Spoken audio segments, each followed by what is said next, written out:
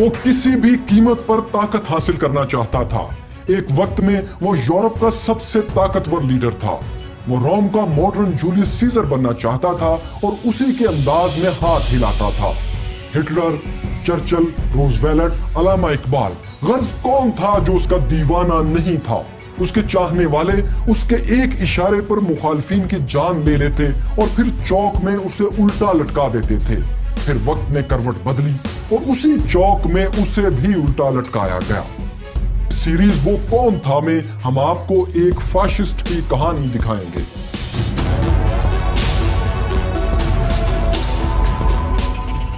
موسولینی school میں تھا تو بچوں کو چاقو مار دیا کرتا تھا۔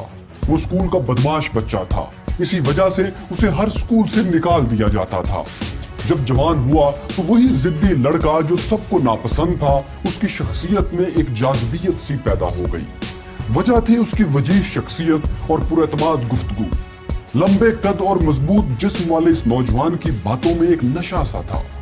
یہ جہاں موجود ہوتا جانے محفل بن جاتا، لیکن وہ خود کارل مارکس کی شخصیت کا اسیر ہو چکا تھا۔ کارل مارکس سے وہ کتنا متاثر تھا اس کا اندازہ یوں کیجئے کہ جب وہ کام کاج کی تلاش میں اٹلی سے سوئٹزرلینڈ گیا تو اس کی جیب میں پھوٹی کوڑی تک نہیں تھی، لیکن کارل مارکس کی ایک تصویر ضرور تھی۔ سوئٹزرلینڈ میں پہلے چند ماہ تو وہ چھوٹے موٹے کام کرتا رہا، پھر اسے ایک ٹریڈ یونین میں جاب مل گئی۔ اس کا کام یہ تھا کہ وہ ٹریڈ یونین کے حق میں پروپیگنڈا کرے۔ موسولینی مطالعے کا رسیا تھا اور اسے چکنی چپڑی باتیں کرنا بھی خوب آتا تھا، سو اس کا پروپیگنڈا مقبول ہونے لگا۔ لیکن یہ پروپیگنڈا سوئس حکومت کو پسند نہیں آیا۔ جب سوئٹزرلینڈ نے سوشلسٹوں کے خلاف کارروائی شروع کی تو موسولینی بھی گرفتار ہوا، اور پھر جیسا کہ ہوتا آیا ہے وہی ہوا۔ وہ گرفتاری کے بعد زیادہ مشہور ہو گیا۔ اس کے آبائی وطن اٹلی میں بھی اس کی خبریں دھڑا دھڑ چھپنے لگی۔ جیل سے رہا ہو کر موسولینی اپنے آبائی وطن اٹلی لوٹ آیا اور اسکول ماسٹر بن گیا۔ لیکن جیسے وہ اچھا طالب علم نہیں بن سکا تھا، ویسے ہی اچھا استاد بھی نہ بن سکا اور اسکول کی ملازمت چھوڑ کر ایک بار پھر ٹریڈ یونینز کے لیے کام کرنے لگا۔ لیکن تب تک اٹلی میں بھی سوئٹزرلینڈ والا مسئلہ کھڑا ہو چکا تھا۔ حکومت ٹریڈ یونین سے یہاں بھی خوش نہیں تھی، چنانچہ وہ اپنے ملک میں بھی ایک دفعہ سلاخوں کے پیچھے چلا گیا۔ 1909 میں جب اسے کچھ عرصے کے لیے آزادی ملی تو وہ اپنے باپ کی سابق محبوبہ کی 16 سالہ بیٹی کے عشق میں گرفتار ہو گیا۔ موسولینی کا عشق کامیاب رہا اور دونوں جیون ساتھی بن گئے۔ موسولینی کمیونسٹ اخباروں کا جانا پہچانا لکھاری تھا، لیکن 1912 میں اس نے اپنا اخبار لا لوٹا ڈی کلاسی نکال لیا۔ اس کا مطلب بنتا ہے طبقاتی کشمکش۔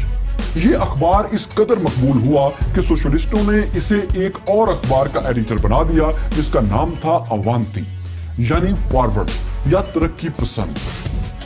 موسولینی اتنا زبردست ایڈیٹر تھا کہ اس نے اوانتی کی اشاعت کچھ ہی عرصے میں دگنی کر دی۔ اب وہ صرف ایڈیٹر ہی نہیں بلکہ سوشلسٹ پارٹی کا سرگرم رکن بھی بن چکا تھا۔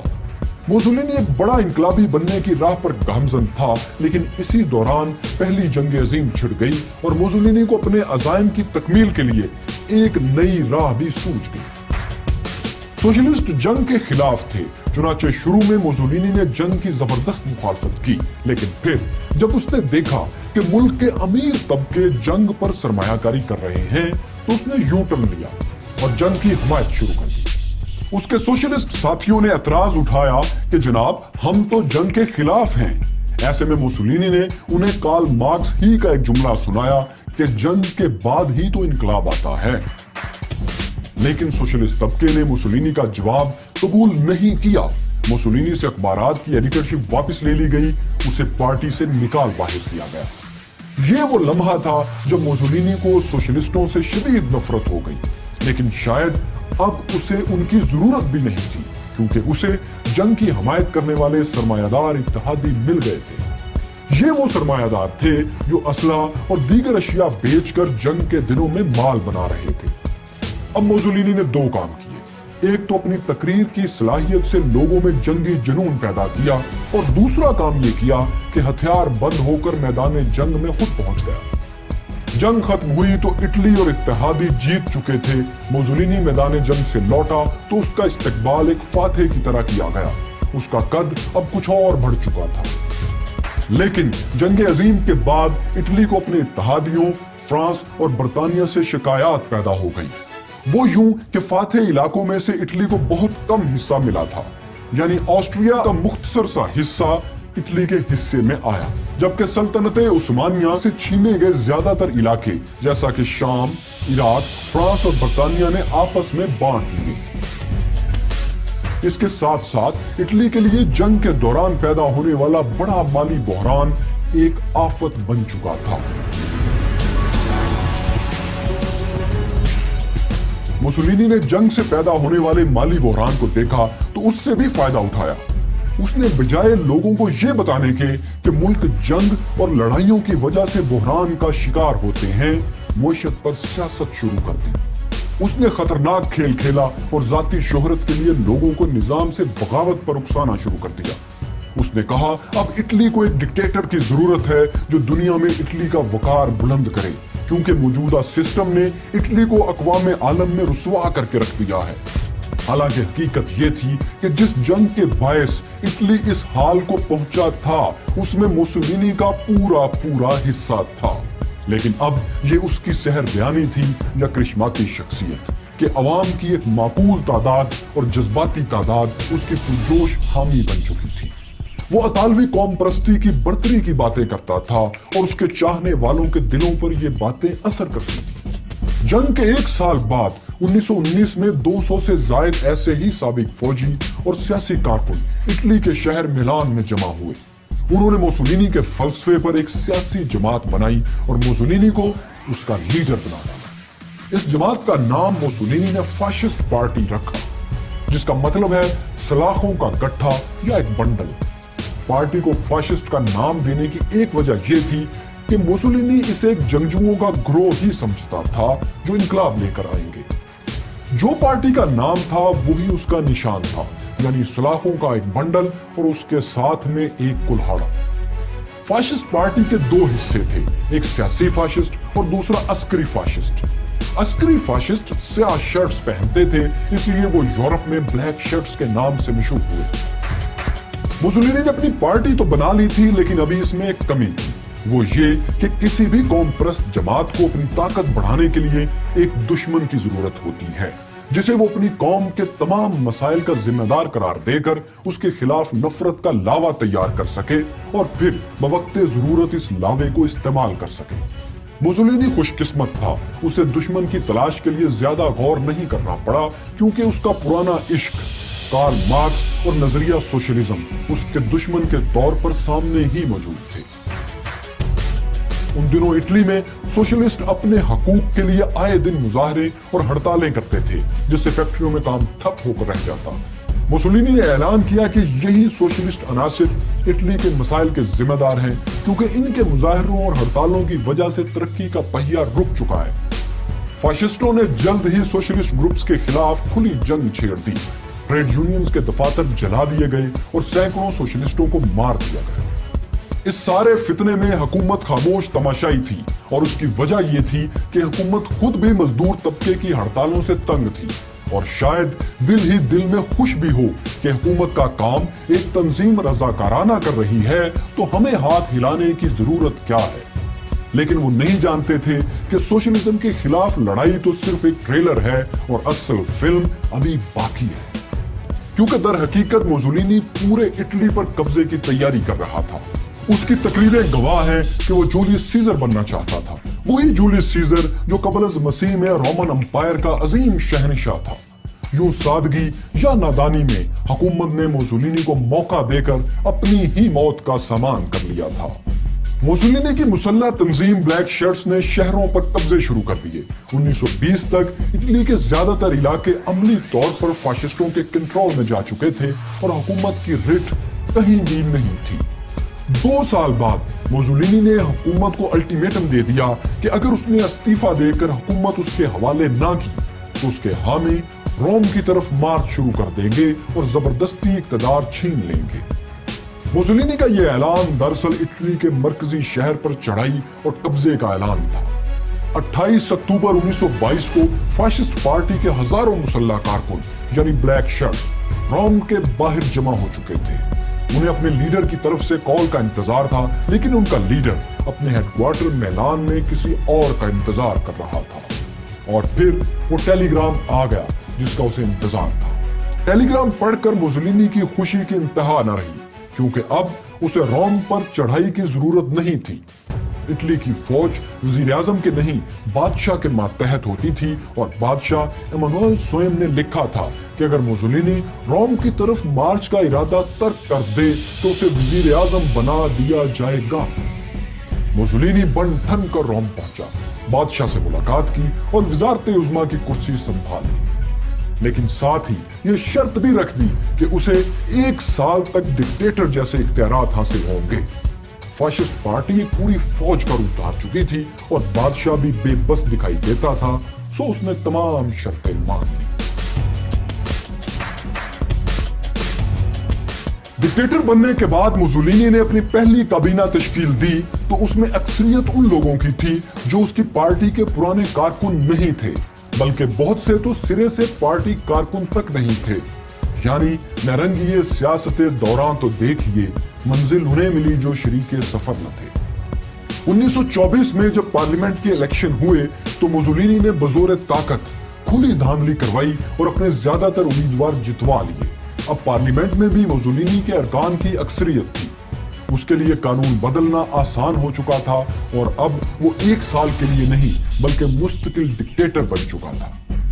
اس موقع پر موسولینی کے لیے سب سے بڑا مسئلہ اس کے سابقہ ولولہ انگیز خطابات بنے ہوئے تھے، کیونکہ اس نے خود کو عوام کے سامنے اس طرح پیش کیا تھا جیسے اٹلی کے تمام مسائل کا حل صرف اسی کے پاس ہے، جس کے لیے اس کا حکمران بننا بہت ضروری ہے۔ لیکن اب وہ حکمران بن گیا تھا اور اسے معلوم تھا کہ اگر عوام سے کیے گئے وعدے پورے نہ کیے گئے تو کچھ ہی عرصے میں اٹلی اس سے بیزار ہو جائے گا۔ چنانچہ اس نے اپنی ساری توجہ امن و امان کے قیام اور ترقیاتی کاموں پر لگا دی۔ عوام کی حمایت حاصل کرنے کے لیے اس نے یہ بھی مشہور کیا کہ وہ ایک مذہب پسند انسان ہے۔ اپنی مذہبی عقیدت ثابت کرنے کے لیے اس نے بہت سے جتن کیے، جن میں سے ایک یہ بھی تھا کہ اس نے روم کے قریب عیسائیت کے مرکز ویٹیکن سٹی کو آزاد ریاست تسلیم کر لیا۔ وہ دن اور آج کا دن ویٹیکن سٹی دنیا کے انتہائی چھوٹے ملک کے طور پر قائم ہے۔ اپنی مذہبی عقیدت کے دکھاوے کے ساتھ ساتھ وہ مخالفین کو سزائیں بھی دے رہا تھا، میڈیا کو پابند کر رہا تھا، ٹریڈ یونینز پر پابندیاں اور سوشلسٹ کارکنوں کی گرفتاریاں بھی جاری تھیں۔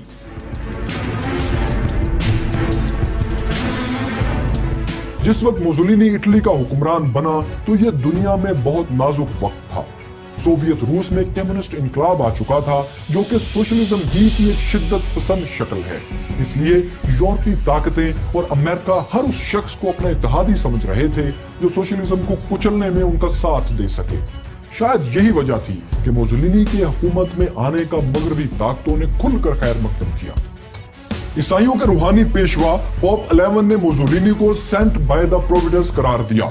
برطانوی سیاستدان ونسٹن چرچل جو بعد میں وزیر اعظم بنے، انہوں نے موسولینی کو سب سے بڑا زندہ قانون دان کہا۔ یہی نہیں، روز ویلٹ امریکی صدر بنے تو انہوں نے بھی کہا تھا کہ موسولینی دنیا میں امن کا نمائندہ اور امریکہ کا سب سے بڑا ممکنہ اتحادی ہے۔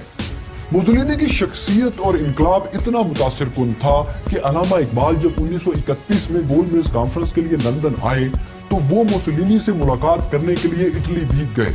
ملاقات کے بعد علامہ اقبال موسولینی کی شخصیت سے اتنے متاثر ہوئے کہ انہوں نے موسولینی کے نام پر ایک نظم لکھ ڈالی۔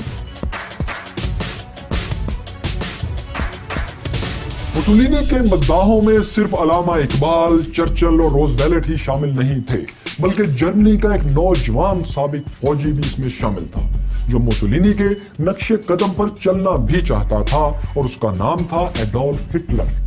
ہٹلر نے موسولینی کے فاشزم سے ہی فائدہ اٹھا کر اس کی ایک زیادہ خطرناک شکل نازیزم بنائی، جس کے مطابق جرمن قوم کو دنیا کی بہترین اور بالاتر قوم قرار دے دیا۔ ہٹلر موسولینی کی بہت عزت کرتا تھا۔ 1933 میں اس نے جرمنی کی حکومت سنبھالی تو موسولینی کی ڈکٹیٹرشپ سے قریبی تعلقات رکھے۔ موسولینی نے اس کی دوستی کے عوض ہٹلر کا یہاں تک ساتھ دیا کہ بہت سے یہودیوں کو ملازمتوں سے محروم کر دیا یا گرفتار کر کے ہٹلر کے پاس بھجوا دیا۔ मुसोलिनी हिटलर को अपना इत्तेहादी तो समझ रहा था, लेकिन जाती सतह पर वो हिटलर को ज्यादा पसंद नहीं करता था। जब हिटलर 1934 में इटली के दौरे पर आया तो दोनों कार में सैर के लिए निकले। हिटलर ने मुसोलिनी से कहा कि वो ऑस्ट्रिया का इलाका जर्मनी के हवाले कर दे। मुसोलिनी ने इनकार किया तो हिटलर को गुस्सा आ गया। दोनों बिगड़े मुंह गाड़ी से उतरे।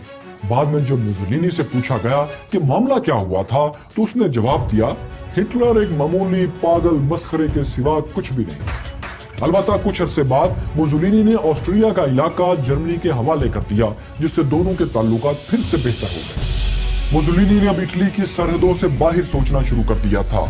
1935 में उसने हिटलर की मदद से अफ्रीकी मुल्क एथोपिया पर कब्जा कर लिया। उसके चंद बरस बाद वो यूरोप के एक छोटे से मुल्क अल्बानिया पर भी काबिज हो गया। इधर मुसोलिनी का दोस्त हिटलर अपने शिद्दत पसंद नजरियात के बायस दूसरी जंग अजीम छेड़ बैठा था और जीत भी रहा था। पोलैंड और फ्रांस में उसकी कामयाबियों ने मुसोलिनी को हसद में मुब्तला कर दिया। वो नहीं चाहता था कि हिटलर सारे यूरोप को अकेला हड़प कर जाए, चुनाचे वो भी दूसरी जंग अजीम में कूद पड़ा। पहले उसने यूनान पर चढ़ाई की। यूनान और इटली की जंग दूसरी जंग अजीम की दिलचस्प तरीन लड़ाइयों में से एक है।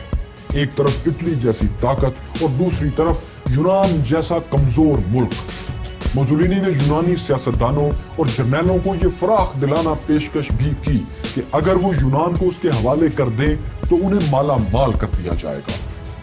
यूनान इटली की निस्बत कमजोर मुल्क था, लेकिन फिर भी उसे लालच जेर न कर सका। गुस्से से भरे और फतह के जुनून में जब मुसोलिनी ने यूनान पर चढ़ाई की तो यूनानी फौज ने उसके छक्के छुड़ा दिए। इतालवी फौज उल्टे पांव भागने पर मजबूर हो गई। इसी पर बस नहीं, बल्कि यूनानी फौज इतालवियों का पीछा करते हुए अल्बानिया में भी घुस गई। बर्तानिया जो यूनान का साथी था, उसने भी इटली के जहाजों को तबाह करना शुरू कर दिया। अब मुसोलिनी के हाथ पांव फूलना शुरू हुए तो उसने अपने उसी दोस्त को मदद के लिए पुकारा जिसे कभी पागल छोटा सा मस्खरा कहा था। मदद मांगने पर हिटलर ने पहले तो मुसोलिनी की खूब क्लास ली कि उससे मशवरा किए बगैर यूनान पर चढ़ाई आखिर की क्यों थी। मुसोलिनी ने किसी न किसी तरह हिटलर को ठंडा करके मदद के लिए मना ही लिया।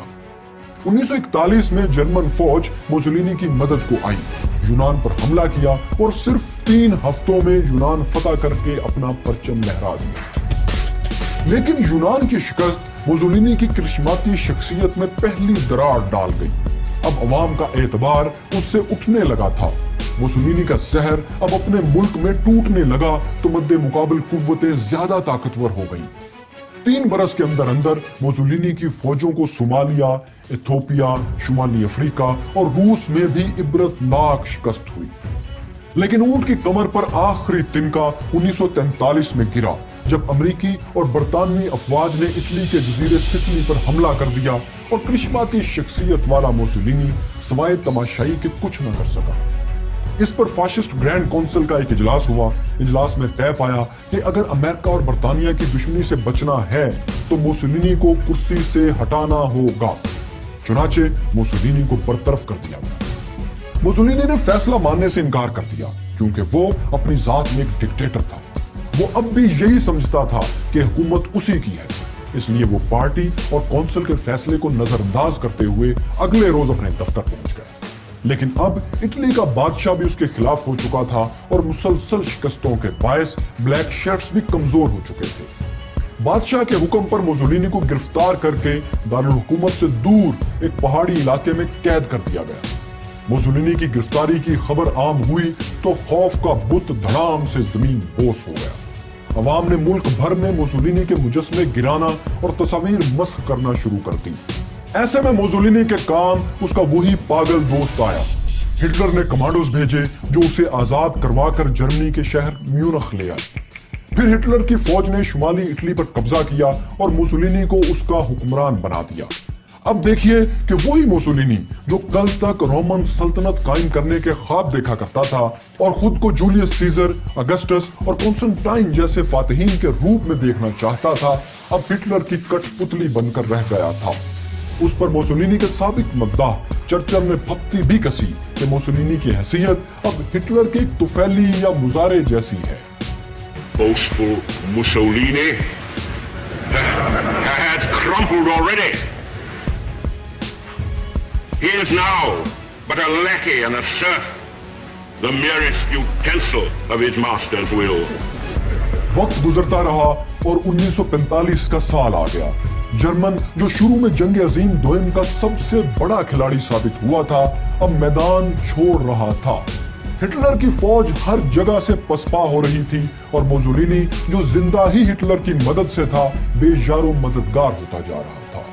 जब हिटलर की शिकस्त यकीनी नजर आने लगी तो मुसोलिनी ने इटली से फरार होने की ठानी। ये तस्वीर जो आप देख रहे हैं, कहा जाता है कि जिंदा मुसोलिनी की आखिरी तस्वीर थी। 26 अप्रैल को जर्मन फौजियों और आम शहरियों का एक काफिला स्विट्जरलैंड में पनाह के लिए जा रहा था तो इसमें एक उम्र रसीदा जोड़ा भी शामिल था। एक 61 साला बूढ़ा फौजी जिसके सर पर जर्मन एयरफोर्स का हेलमेट और जिस्म पर ओवरकोट था। इस फौजी के साथ एक 33 साला औरत थी जो बज़ाहिर उसकी बेटी लगती थी लेकिन दरअसल महबूबा थी। अगले रोज यानी 27 अप्रैल को यह काफिला जब स्विट्जरलैंड से सिर्फ 25 किलोमीटर दूर झील किनारे वाक़या कस्बे डोंगो पहुंचा तो इसे सोशलिस्टों के एक मुसल्ला गिरोह ने रोक लिया। जर्मनों की शिकस्त के बाद अब सोशलिस्ट ताकतवर हो चुके थे और मुसोलिनी के हामियों को चुन चुन कर कत्ल कर रहे थे। उन्हें शिद्दत से मुसोलिनी की भी तलाश थी क्योंकि उन्हें उससे बहुत से हिसाब चुकता करना थे। काफिले की तलाशी हुई तो किसी ने उस बूढ़े जर्मन फौजी को पहचान लिया। ये बूढ़ा दरअसल बेनेटो मुसोलिनी था और इसके साथ उसकी महबूबा क्लारेटा पटाशी थी जिसने मरते दम तक उसके साथ रहने की कसम खाई थी। सोशलिस्ट मुसोलिनी को गिरफ्तार करके खुशी से दीवाने हो रहे थे। उन्होंने दोनों को एक फार्म हाउस में कैद कर दिया। अगले दिन का सूरज तुलू हुआ तो मुसल्ला अफराद ने उन्हें फार्म हाउस से निकाला और करीबी गांव की तरफ ले चले।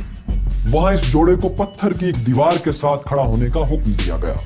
मुसोलिनी को यकीन हो गया कि अब उसे जिंदा नहीं छोड़ा जाएगा तो उसने बंदूक ताने सोशलिस्ट से कहा, देखना निशाना चूक न जाए, सीधा दिल में लगना चाहिए। यह भी कहा जाता है कि मुसोलिनी आखिरी वक्त में खामोश रहा, कोई बात उसके मुंह से नहीं निकली। यही वो शख्स था जिसने गन सीधी की और मुसोलिनी को मौत की नींद सुला दिया। मुसोलिनी, उसकी महबूबा और दीगर फाशिस्टों की लाशें ट्रक में लाद कर वापस उसी शहर मैलान में लाई गईं जहां भी कुछ दिन पहले ही वो हुक्मरान था। ये लाशें शहर के चौक में यूं फेंक दी गईं जैसे कूड़े का ढेर फेंका जाता है। ये वही शहर था जहां मुसोलिनी ने फाशिस्ट पार्टी बनाई थी। ये वही शहर था जहां हिटलर की मदद से मुसोलिनी ने आखिरी हुकूमत बनाई थी। ये वही शहर था और ये वही चौक था जहां सिर्फ 8 माह पहले मुसोलिनी ने 13 सोशलिस्ट कारकुनों की लाशें फेंकी थी। अब इसी शहर के इसी चौक में मुसोलिनी और उसके साथियों की लाशें पड़ी थीं, जिन्हें लाखों लोग देख रहे थे और बेहुरमती भी कर रहे थे। यहां तक कि लाशों को उल्टा लटकाकर पत्थर भी मारे गए। यहीं पर बस नहीं हुआ, बल्कि मुसोलिनी के कुछ और हामियों को भी वहां लाया गया और उन्हें मार के मुसोलिनी के साथ ही लटका दिया गया। इनमें एक शख्स एशल स्टारेस भी था। उसने एक बार मुसोलिनी को देवता करार दिया था। उसे खास तौर पर मुसोलिनी की लाश के सामने लाया गया और कहा गया, देखो अपने देवता का इंजाम। लेकिन एशल्स अपने नजरियात का इतना पक्का था कि मौत सामने देखकर भी नहीं घबराया। उसने अपने मुर्दा लीडर को आखिरी सलूट किया, फिर उसने भी सीने पे गोली खाई और मुसोलिनी के साथ ही उसे लटका दिया गया। मुसोलिनी की लाश को मैलान शहर के बाहर एक कब्रिस्तान में दफन किया गया, लेकिन ये लाश भी इटली के लिए एक मसला बन गई। हुआ यूं कि मुसोलिनी के मुखालफिन उसकी कब्र पर जाकर उसे ठोकरें मारते और बेहुरमती करते। अप्रैल 1946 में मुसोलिनी के कुछ हामियों ने उसकी कब्र खोदकर लाश निकाल ली। उन्होंने लाश को गुस्ल दिया और अपने साथ ले गए। वो कब्र पर एक नोट छोड़कर गए कि वो कम्युनिस्टों के हाथों अपने लीडर की बेहुरमती बर्दाश्त नहीं कर सकते। उन्होंने ये भी लिखा कि हमारे लीडर, तुम अब हमारे साथ हो, हम तुम्हें फूलों से ढक देंगे, लेकिन तुम्हारी खूबियों की खुशबू इन फूलों पर भी गालिब आ जाएगी। हुकूमत को पता चला तो लाश की तलाश शुरू हो गई। कई माह की कोशिशों के बाद अगस्त में हुकूमत ने मैलान शहर के जनूब में एक इबादत गाह से मुसोलिनी की बाकियात बरामद करके तहवील में ले ली। बरसों बाद इटली में एडोमज़ोली वज़ीर आज़म बने। उन्होंने दाएं बाजू के सियासतदानों का ताउन हासिल करने के लिए लाश की बाकियात मुसोलिनी की बेवा डोना रिचेल के हवाले कर दी।